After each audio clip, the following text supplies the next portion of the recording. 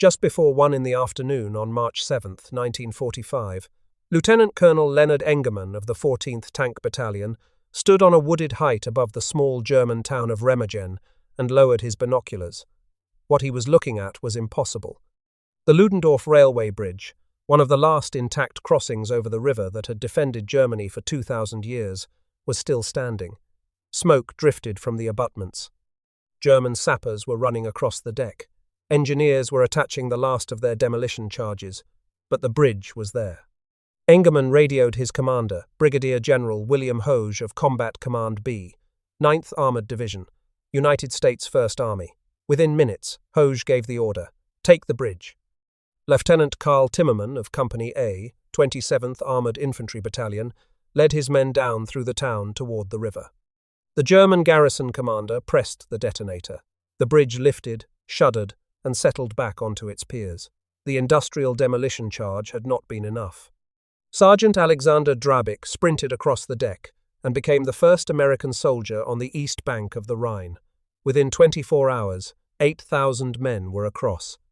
Within 10 days, 6 American divisions and roughly 125,000 troops had poured into the bridgehead.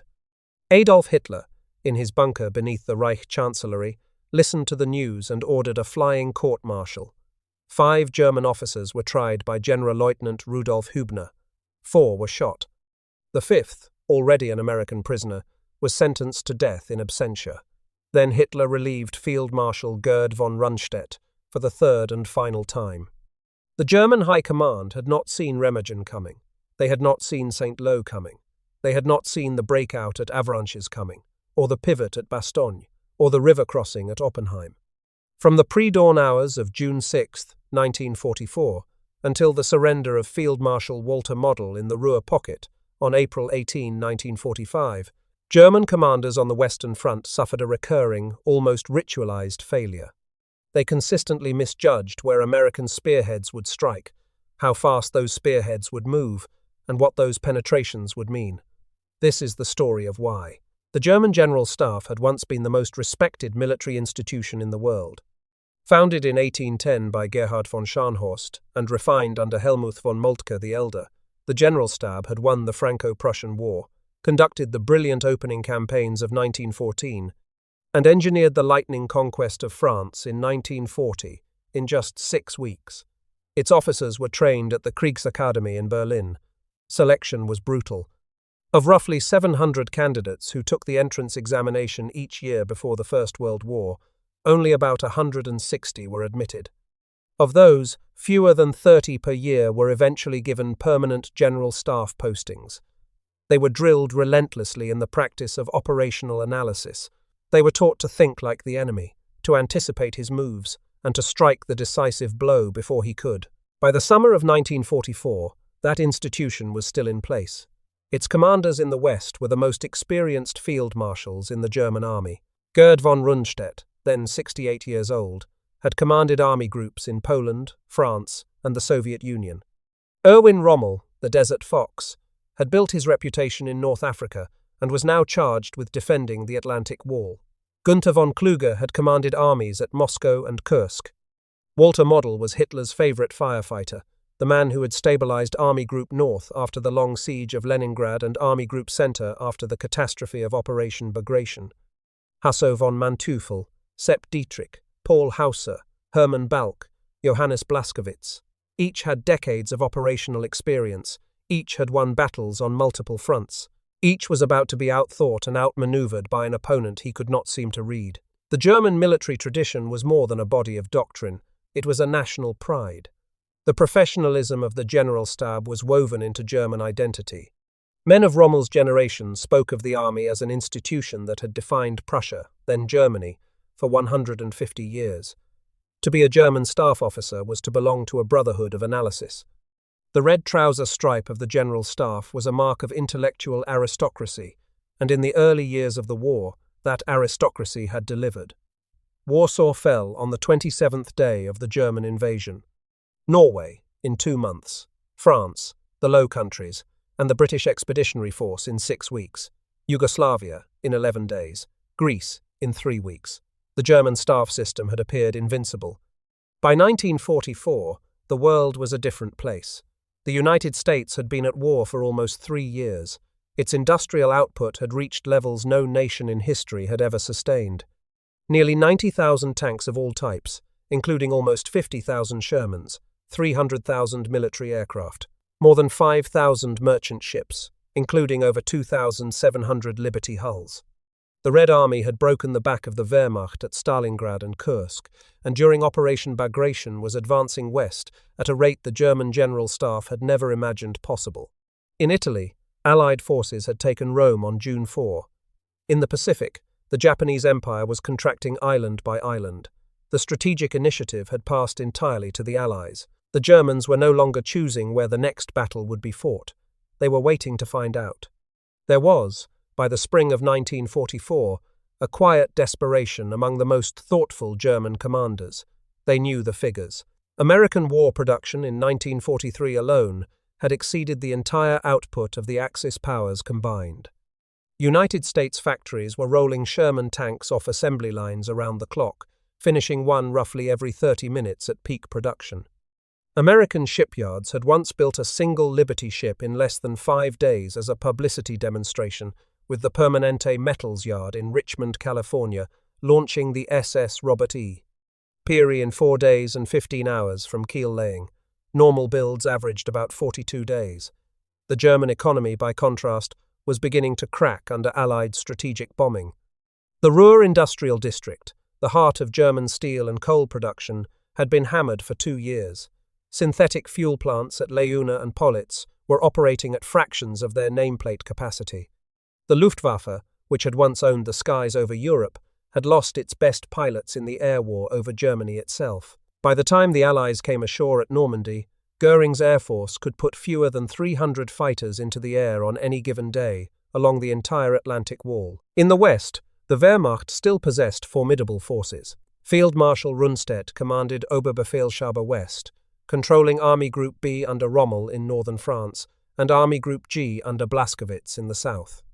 Together they fielded over 50 divisions, including 10 Panzer or Panzer Grenadier divisions, supported by independent heavy tank battalions equipped with Panther and Tiger tanks, the finest armoured vehicles in the world by any technical measure. The Atlantic Wall, a chain of bunkers, gun emplacements, and beach obstacles, stretched from Norway to the Spanish frontier. Hitler had assured his generals that the coming Allied invasion would be smashed at the water's edge, but the German commanders themselves were no longer so certain. Rommel had toured the defences in early 1944 and pronounced them inadequate. Rundstedt privately doubted that any beach defence could hold. The fuel situation was dire. Allied bombing had crippled the Luftwaffe. Reconnaissance flights over England were almost impossible. The German command in the west was preparing to fight a battle they could no longer see. A typical day at Rundstedt's headquarters at the Château de Saint-Germain-en-Laye, just west of Paris, began with the situation reports from the night. Staff officers gathered in the map room. Aerial photographs were pinned to easels. Reconnaissance had grown thin, almost useless, but every sighting of Allied shipping in British ports was logged. At Rommel's headquarters in the Château de la Roche-Guyon on the Seine, the Field Marshal kept early hours and toured the coastal defences constantly, often arriving unannounced at battalion command posts to inspect minefields and beach obstacles. He believed in his men. He believed less and less in the position they had been ordered to hold. What Rundstedt and Rommel could not know was that everything they believed about the Allied order of battle in Britain was a lie. The greatest deception operation in military history was already 3 months underway. It had been approved by the combined Chiefs of Staff on December 25, 1943, under the codename Operation Bodyguard. Its origin lay in a remark Winston Churchill had made to Joseph Stalin at the Tehran Conference. In wartime, Churchill said, "Truth is so precious that she should always be attended by a bodyguard of lies." Within Bodyguard, the most consequential subordinate plan was Operation Fortitude, divided into Fortitude North and Fortitude South. Fortitude North threatened a fictional invasion of Norway from a notional British Fourth Army headquartered at Edinburgh Castle. Fortitude South threatened a fictional invasion of the Pas de Calais by a fictional 1st United States Army Group, known by the acronym FUSAG. The mastermind of Fortitude South's final form was Colonel David Strangeways of Montgomery's Air Force, who in February 1944 rewrote the original deception plan to give it a face the Germans would believe. That face was Lieutenant General George S. Patton, Jr. Patton had been removed from Corps Command after the slapping incidents in Sicily, a sidelining that the Allied deception planners now turned into an asset. Patton was named the public commander of FUSAG, an army group that existed only in radio traffic, fake camp lighting, and inflatable Sherman tanks, dummy landing craft made of canvas and scaffolding, and the fevered imagination of German intelligence. Hitler himself had once told an aide that Patton was the best Allied general. The Wehrmacht believed Patton would lead any decisive cross-channel attack. So, when Patton was placed at the head of an army group concentrated in Kent and Essex, every German indicator pointed at the Pas de Calais. The deception had a spine, and that spine was the double-cross system.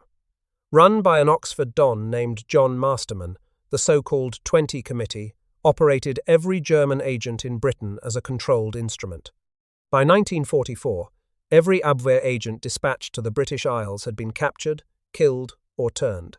The most consequential of the doubles was a Catalan named Juan Pujol Garcia, codenamed Garbo. Working with his case officer Thomas Harris from a small house in Hendon, North London, Garbo invented a network of 27 sub-agents, none of whom existed.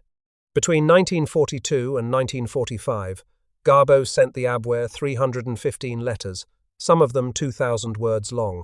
In 1944 alone, he sent more than 500 radio messages, all of them laced with carefully chosen falsehoods. The Polish officer, Roman Czerniawski, codenamed Brutus, and the Yugoslav Dusan Popov, codenamed Tricycle, reinforced Garbo's reporting on FUSAG's notional order of battle. In the early hours of June 6, 1944, Garbo transmitted his most famous signal. It was a coded warning of the Normandy landings, timed to arrive after they had already begun. He preserved his credibility while doing the Wehrmacht no good. Then on June 9, Garbo sent a message that changed the war. He told his German handlers that Normandy was a diversionary maneuver. The main attack, he said, would still come at the Pas de Calais. Hitler read the message. He believed it. He ordered the 1st SS Panzer Corps and other reinforcements already moving toward Normandy to halt and remain in the Pas de Calais sector. The order was transmitted by Field Marshal Wilhelm Keitel to Rundstedt at 7:30 in the morning on June 10. The bulk of the German 15th Army, 19 divisions strong, stayed at Calais through July and into August. They were fixed in place by an army group that did not exist. The deception was so successful that on July 29, 1944, 8 weeks after D-Day, Hitler personally awarded Juan Pujol Garcia the Iron Cross Second Class for what he called extraordinary services to the Reich. King George VI made him a member of the Order of the British Empire in December of the same year. Pujol is one of very few people, and likely the only one, to have been formally decorated by both sides during the Second World War. The deception worked partly because of a man inside German intelligence whose role remains debated to this day. Colonel Baron Alexis von Rohan was the chief of Fremde Heere West, the branch of the German General Staff responsible for evaluating enemy forces in the West. By the time of the Normandy invasion, Rohan's organization had inflated estimates of Allied divisional strength in Britain from a real total of around 44 divisions to a fictional total of approximately 89.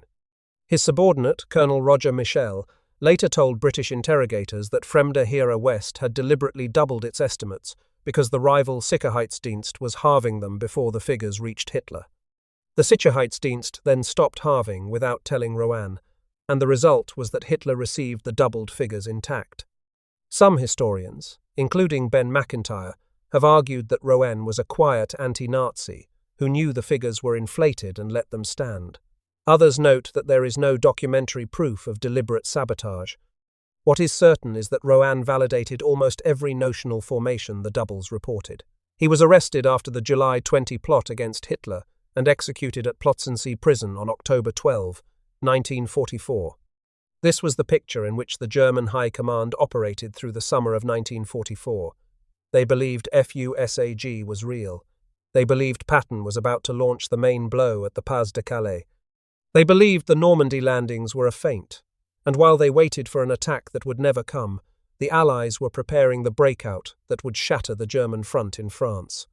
While fortitude shaped what the Germans believed about Allied intentions, another secret operation revealed what the Germans themselves intended. At a country house in Buckinghamshire called Bletchley Park, a team of mathematicians, linguists, and chess champions had broken the German Enigma cipher. The intelligence product was known by the code name Ultra. By 1944, Ultra was decrypting communications between Berlin and field commanders in the West at industrial speed, sometimes within hours of transmission. The official historian of British intelligence, Sir Harry Hinsley, later judged that without Ultra, the war would have been at least 2 years longer, possibly 4. The Germans never imagined that their highest-grade ciphers had been compromised. They continued to send orders by radio, confident that the volume and complexity of Enigma traffic made decryption impossible. They were wrong. By the third week of July 1944, the Allied position in Normandy was a paradox. The British and Canadians under Bernard Montgomery were locked in attritional combat around Caen, drawing in the bulk of German armour. The Americans under Omar Bradley were grinding through the bocage country, the dense hedgerow terrain that broke up tank formations and turned every field into a fortress. American casualties had been heavy. Progress was measured in yards. But behind the front, Bradley was preparing a concentrated punch. Operation Cobra was planned along a 6,000-yard front west of the St. Lo to Perrier's Road. It would open with the heaviest carpet bombing yet attempted, in tactical support of a ground attack. More than 1,500 heavy bombers of the 8th Air Force, plus mediums and fighter bombers, would saturate a corridor 2,200 yards deep. Then the 7th Corps under Major General J. Lawton Collins would punch through the gap. Behind Collins, Patton's newly activated 3rd Army would be poured into the breach. On July 21, German signals intelligence intercepted a radio summons calling American commanders to an orders group. They knew an attack was coming, but they did not know where. Field Marshal Klug, who had replaced Rundstedt at Oberbefehlshaber West on July 3, and was now also commanding Army Group B after Rommel was wounded by Allied fighter bombers on July 17, expected the main blow to fall against the British at Caen. SS Oberstgruppenführer Paul Hauser, commanding the 7th Army opposite the Americans, expected the thrust to swing southwest down the Vire Valley toward Torigny. Both were wrong. On July 25, the bombs fell. More than 4,000 tons of explosives saturated the German positions in front of Collins's corps. Among the bombs was a tragic load of short drops that killed 111 American soldiers and wounded almost 500 more, including Lieutenant General Leslie J. McNair, the highest-ranking American officer killed in the European theatre. But the destruction in the German lines was annihilating. General Lieutenant Fritz Bayerlein's Panzer Lehr Division, one of the finest armoured divisions in the Wehrmacht, was effectively wiped out. Bayerlein himself reported that his command had been finally annihilated. Tanks were buried in their fighting positions, headquarters records were lost, communications collapsed. By the evening of July 25, the German line from Lessay to St. Lo had been breached in 7 places. Kluge, at his headquarters at La Roche-Guyon, still did not believe Cobra was the main attack. He kept his armoured reserves oriented toward the British sector. Hauser, attempting to manage the disaster, ordered his 84th Corps to break out southeast, an order that would have left a fatally weak gap at the western end of the front. Klug learned of it that evening. He lost his temper and telephoned Hauser to revoke the order. The courier carrying the countermand reached the Corps headquarters at midnight. By then it was too late. The breakout was already underway. Kluge's frustration was preserved in a fragment of his telephone exchange with his chief of staff, Gunther Blumentritt. "All you can do is laugh out loud," Kluge said. "Don't they read our dispatches? Haven't they been oriented? They must be living on the moon.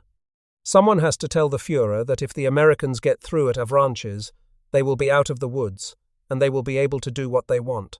It's a crazy situation." The Americans got through at Avranches.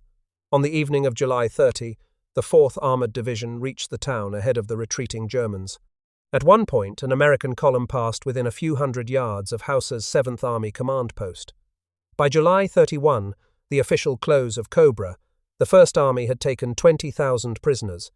Bradley activated Patton's 3rd Army on August 1. Within days, American armoured columns were exploding across France, in directions the German command could not track. Kluge's verdict, in a message to Berlin on July 31, was final. "The Americans," he said, "have ripped open the whole Western Front." Hitler's response was characteristic. On August 2, he ordered Kluge to launch an immediate counterattack between Mortain and Avranches. The Führer's accompanying letter was florid. "We must strike like lightning. When we reach the sea, the American spearheads will be cut off." He demanded that 8 of the 9 panzer divisions in Normandy be committed and that the Luftwaffe throw in 1,000 fighters. Kluge protested that this would gut the front everywhere else. He was overruled. Hitler dispatched General Walter Warlimont, deputy to Alfred Jodl, to Kluge's headquarters as his personal eyes and ears. The operation was given the codename Lüttich, the German name for the Belgian city of Liege. Kluge could muster only 4 panzer divisions: the 2nd Panzer, the 116th Panzer, the 2nd SS Panzer das Reich, and part of the 1st SS Panzer Leibstandarte. Together they fielded around 300 tanks. The attack was to go in without artillery preparation, under cover of fog, at 30 minutes after midnight on August 7th, but Ultra was reading the signals. Late on August 6, Bletchley Park decrypts arrived at Bradley's headquarters with the warning: the German counterattack would fall at Mortain. Bradley alerted the 9th Air Force and the British 2nd Tactical Air Force. He ordered the 30th Infantry Division under Major General Leland Hobbs to hold its position on Hill 314 east of Mortain. The attack went in on schedule. By mid-morning on August 7th, the fog burned off. Out of a clear sky came waves of Royal Air Force Typhoons firing rockets and 9th Air Force P-47 Thunderbolts dropping bombs and strafing with 850 caliber machine guns each. The American 30th Division, surrounded on Hill 314, called artillery fire on German tanks and infantry for 6 straight days. By August 13, Operation Lüttich was over. Of approximately 300 German tanks committed, more than half had been destroyed, abandoned, or rendered inoperable. Most losses were tied to fuel exhaustion, ground combat, and the relentless pressure of Allied tactical air. The attack had achieved nothing. It had thrust the entire German armoured mass deep into a sack already being closed by Patton's swing east through Le Mans, taken on August 8th, toward Argenton. Bradley, speaking to Treasury Secretary Henry Morgenthau on August 8th, summed it up. "This is an opportunity," he said, "that comes to a commander not more than once in a century. We're about to destroy an entire hostile army." Between August 12 and 21, American, Canadian, British, and Polish forces compressed the German 7th Army and 5th Panzer Army into a pocket centered on the town of Falaise. By the time Polish armor on Hill 262 and Canadian infantry at St. Lambert-sur-Dive sealed the gap, the encirclement had cost Army Group B between 10,000 and 15,000 dead, 40,000 to 50,000 prisoners, and an estimated 500 tanks and assault guns destroyed or abandoned. The 12th SS Panzer Division Hitlerjugend, which had begun Normandy with 20,000 men, lost 94% of its armor. Eisenhower walked the battlefield a few days after the gap closed. He wrote later that it was unquestionably one of the greatest killing fields of any of the war areas, and that it was literally possible to walk for hundreds of yards, stepping on nothing but dead and decaying flesh. Inside the Falaise pocket, the experience for German soldiers was a nightmare of fire from above and confusion below. Roads were jammed with horse-drawn artillery, panzers low on fuel, and infantry on foot. Allied fighter bombers patrolled at low altitude from dawn to dusk. The villages of Chambois, Trun, and Saint-Lambert-sur-Dive became choke points where columns of vehicles burned for days. Staff officers from the 7th Army later described scenes of complete operational paralysis, with entire formations losing cohesion under the bombing and unable to reorganize on the open roads. The wreckage was so dense that Allied engineers later required bulldozers to clear paths through the gap. On August 15, Kluge's car and radio truck were caught in an Allied airstrike, leaving him out of contact with Berlin for more than 12 hours. Hitler, already suspicious after the July 20 plot, replaced him with Walter Model on August 17.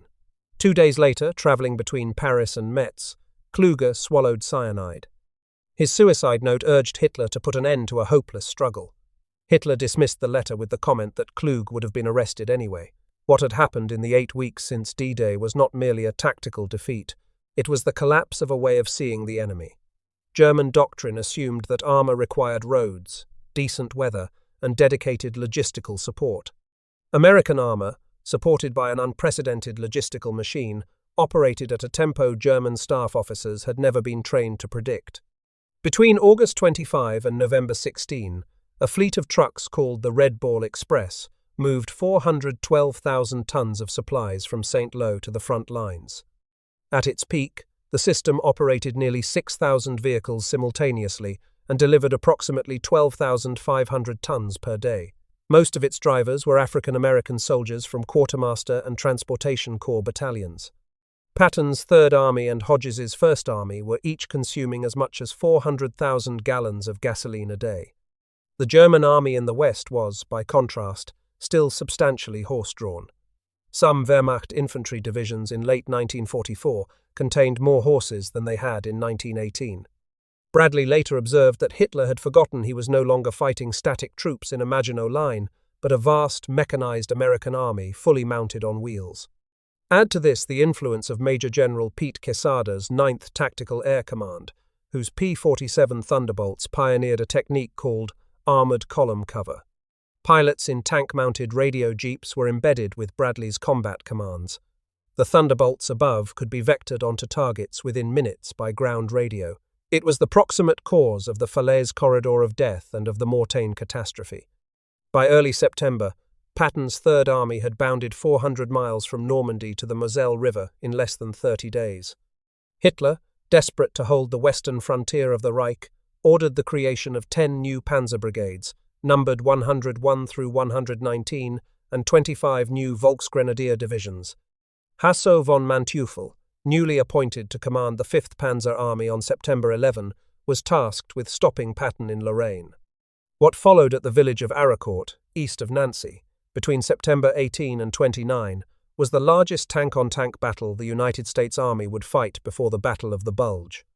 Manteuffel's 111th and 113th Panzer Brigades, equipped with newly produced Panther tanks fresh from German factories, attacked the 4th Armored Division under Major General John Wood, spearheaded by Lieutenant Colonel Creighton Abrams's 37th Tank Battalion. Heavy fog negated the Panther's 75mm long guns' range advantage. Superior American crew training, combined arms coordination, and Major General Otto Wayland's 19th Tactical Air Command Thunderbolts decimated the German formations. Of 262 German tanks and assault guns committed, 86 were destroyed and 114 damaged.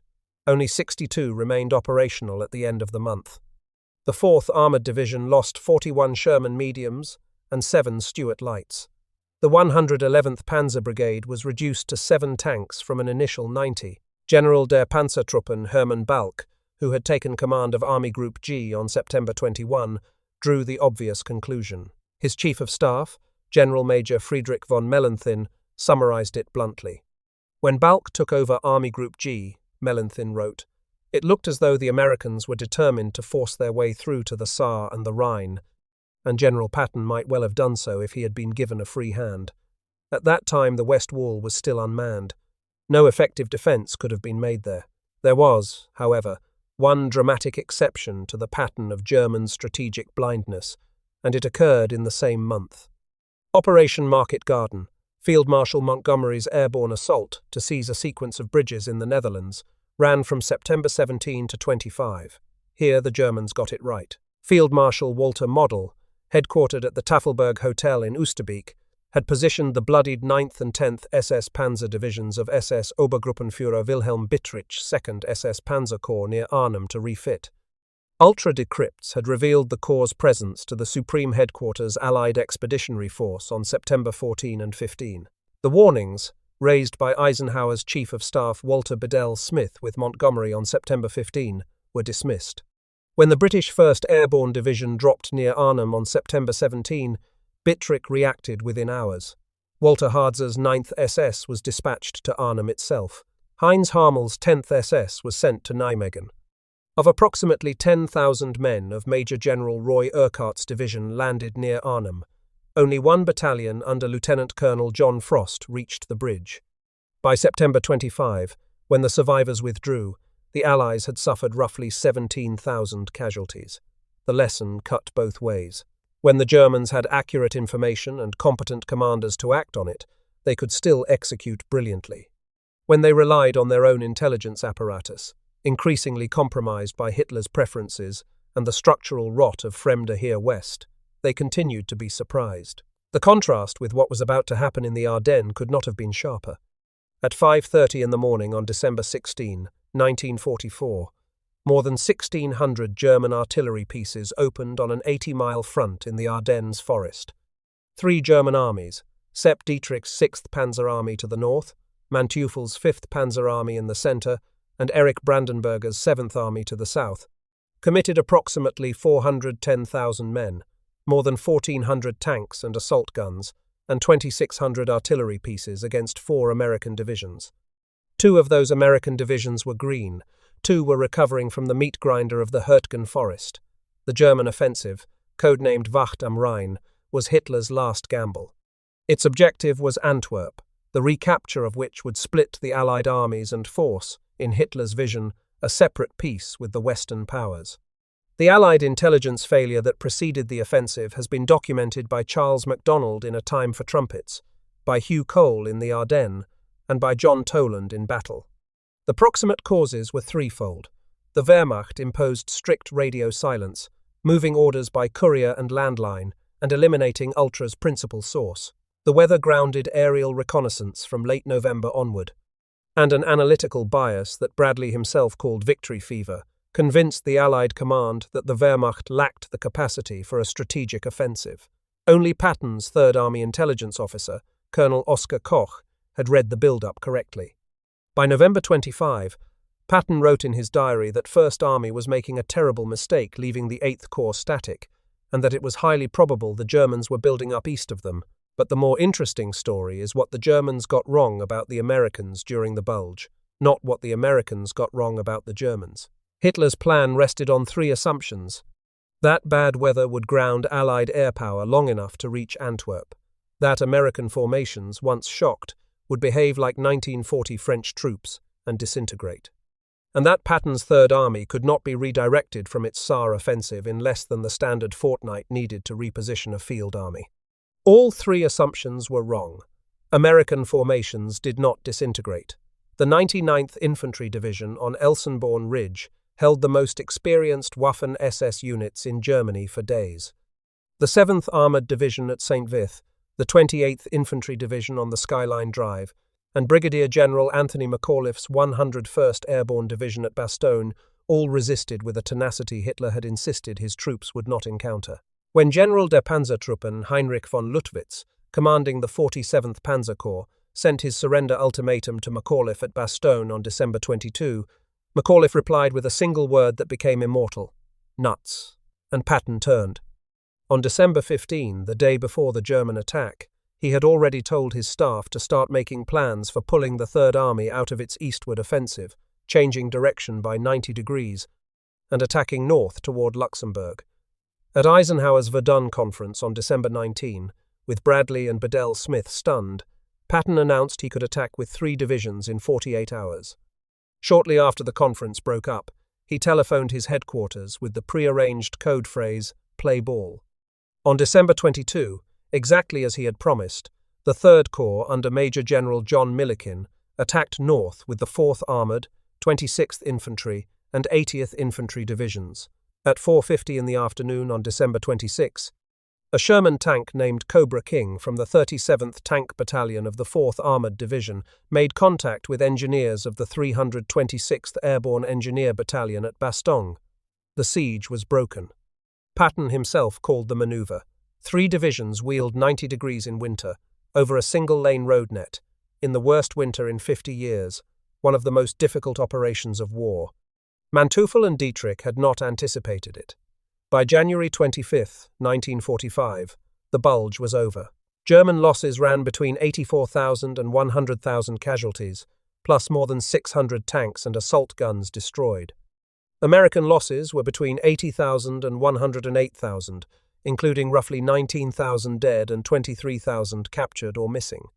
Two regiments of Major General Alan Jones's untested 106th Infantry Division surrendered nearly 7,000 men in the Schnee-Eifel double envelopment, the largest American surrender since Bataan. Sepp Dietrich, in post-war interrogation, delivered his bitter judgment of the offensive. "It was the Hitler offensive," he said. "It was brilliantly planned by Hitler but poorly executed by the generals." By the end of January 1945, the German command picture in the West was in tatters. Fremde Heer West had been led, after Roan's execution, by a succession of officers whose tenure rarely exceeded weeks. Aerial reconnaissance over Allied territory had effectively ceased. The Luftwaffe could no longer send photo reconnaissance Junkers and Messerschmitts over France or Belgium without prohibitive losses. Signals intelligence, the German equivalent of Ultra, had never penetrated the highest-grade Allied ciphers. The B-Dienst, the German Naval Signals Intelligence Service, had read parts of British convoy ciphers earlier in the war, but those breaks had been closed by mid-1943. The Forschungsamt, Göring's signals service, intercepted lower-grade Allied traffic, but could not penetrate strategic communications. Major German formations were now relying on captured prisoners, civilian rumor, and the personal hunches of corps commanders. Hitler himself, increasingly isolated in his Berlin bunker after fleeing the Wolf's Lair in East Prussia in November, made decisions based on situation reports that bore little resemblance to actual conditions at the front. By March 1, 1945, of the 22 road and 25 rail bridges crossing the Rhine, only 4 remained intact. The German plan was simple: blow them all. Hitler had decreed that any officer who failed to demolish a bridge in time would be shot. He had also decreed, after the accidental destruction of a Rhine bridge at Mulheim in October, that no officer was to demolish a bridge prematurely. The contradiction was lethal. To demolish too early was treason. To demolish too late was treason. The result was that German engineers used a commercial mining explosive called Donnerit, weaker than military demolition charges, to ensure that bridges could not be brought down by accident or by a near miss. When Engermann's task force reached the heights above Remagen on the afternoon of March 7, the bridge's technical commander, Captain Karl Friesenhahn, frantically attempted to detonate the prepared charges. The garrison's combat commander, Captain Willy Brache, had been pleading for proper military explosive for weeks. Berlin had refused. The Donnerit charges lifted the bridge timbers, snapped some bracing, and settled back. American infantry sprinted across before a second attempt could be wired. Eisenhower, when Bradley telephoned the news, said the bridge was worth its weight in gold, and ordered him to push at least 5 divisions across as fast as possible. The German command had not anticipated that the United States First Army, advancing from the Roa crossings under Lieutenant General Courtney Hodges, would reach Remagen ahead of the demolition window. It was a failure of operational tempo prediction rather than of intelligence per se.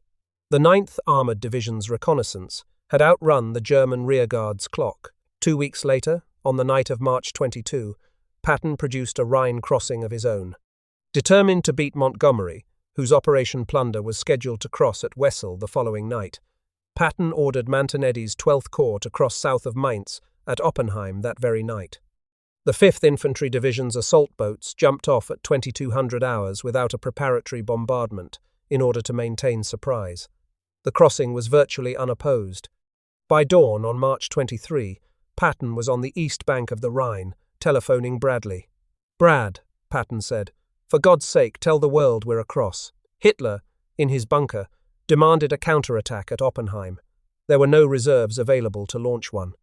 The end came in April, with Hodges's First Army breaking out of the Remagen bridgehead and Lieutenant General William Simpson's 9th Army crossing the Rhine in Operation Plunder on March 23. Bradley executed the largest encirclement of the war in the West. Hodges drove northeast as the southern pincer. Simpson swept southeast as the northern pincer. They met at Lippstadt on April 1, Easter Sunday, sealing approximately 317,000 to 370,000 men of Walter Model's Army Group B, inside an egg-shaped pocket 30 miles wide and 75 miles long. Inside were the 5th Panzer Army, the 15th Army, 2 corps from 1st Parachute Army, and 21 divisions. 18 American divisions destroyed the pocket between April 5 and April 18. By April 14, 1st Army and 9th Army linked up at Hagen, splitting the pocket in half. On April 15, Model dissolved Army Group B and ordered Volkssturm units and non-combatants to discard their uniforms and go home. By April 18, organized resistance was over.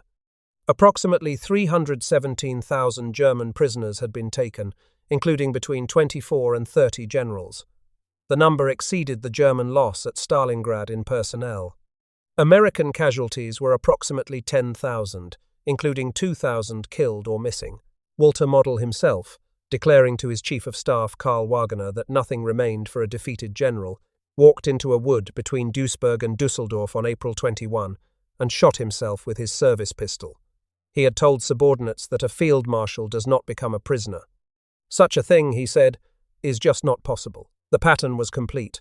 From June 1944 to April 1945, every senior German commander in the West, from Rundstedt to Rommel, from Kluge to Model, from Manteuffel to Dietrich to Hauser to Balk, had been outmaneuvered by an opponent whose tempo, logistics, intelligence, and combined arms doctrine they could neither anticipate nor counter.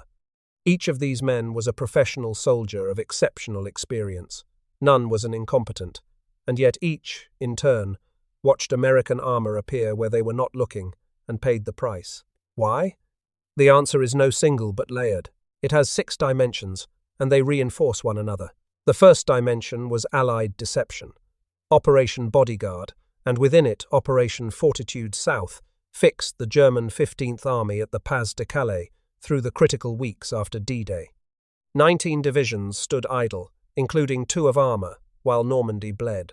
The double-cross system, with Garbo, Brutus and Tricycle as its centerpieces, had taken control of the Abwehr's view of Allied dispositions. Eisenhower himself wrote that the 15th Army, if committed to battle in June or July, might possibly have defeated the Allies by sheer weight of numbers. Instead, it remained inoperative during the critical period of the campaign. The second dimension was ultra. The decryption of Wehrmacht ciphers at Bletchley Park gave Allied commanders access to German operational thinking in near real time. It enabled Cobra's planning. It enabled the air interdiction of Mortain. It enabled the destruction of the Falaise pocket. Where the Germans imposed radio silence, as they did before the Bulge, ultra failed. Everywhere else, it dominated. The Germans never imagined their highest-grade ciphers had been compromised. The third dimension was the structural rot of German intelligence itself. Fremde Heere West under Rohan accepted notional Allied formations without verification. The Rohan and Michel inflation of Allied strength estimates by 50 to 100% produced grossly distorted pictures. The Abwehr and the Sicherheitsdienst, 2 rival intelligence services, spent more energy fighting each other than fighting the Allies. Hitler's preference for officers who told him what he wished to hear, reinforced by the executions that followed the July 20 plot, made independent estimation almost professionally fatal. Rohan himself was hanged at Plötzensee. The fourth dimension was German doctrine. German staff training assumed that armor required roads and good weather. It assumed operational tempo had natural ceilings around 25 kilometers per day. It assumed a field army could not pivot 90 degrees in less than a fortnight. It assumed broad front advances were inferior because they violated the Schwerpunkt principle. American operations violated each of these assumptions. Cobra bypassed strongpoints. The Falaise pursuit covered 75 miles in a single day for Wade Hayslip's 15th Corps. Patton relieved Bastogne in 4 days. Hodges exploited from Remagen at speeds the German rearguard could not match.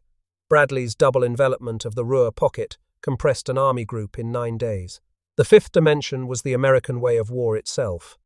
The Sherman tank's mechanical reliability, the integration of Thunderbolts into armored column radio nets, the willingness of Bradley, Patton, Hodges, and their corps commanders to bypass strongpoints rather than reduce them, the flexibility of the combat command organization, the logistics base provided by the Red Ball Express. All of these together produced an operational tempo that German commanders could not predict because they could not match it.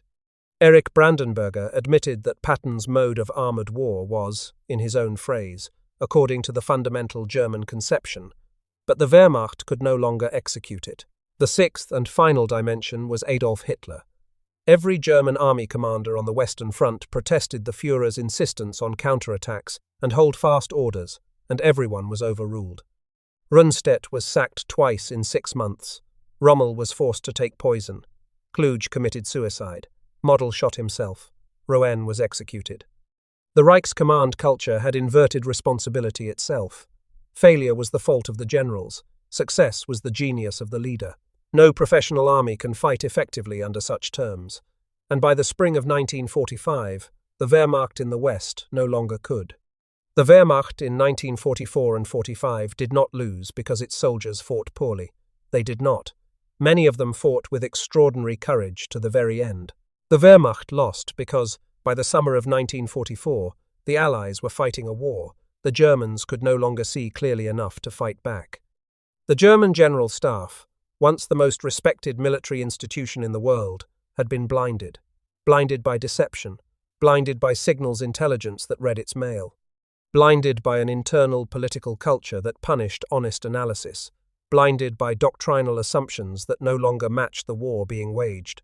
And blinded, above all, by a Führer who insisted that the world was as he wished it to be and shot the men who told him otherwise. The American spearheads kept appearing where the Germans were not looking because the Germans, at every level, from the bunker in Berlin to the Panzer Brigade headquarters in Lorraine, had lost the ability to look in the right direction.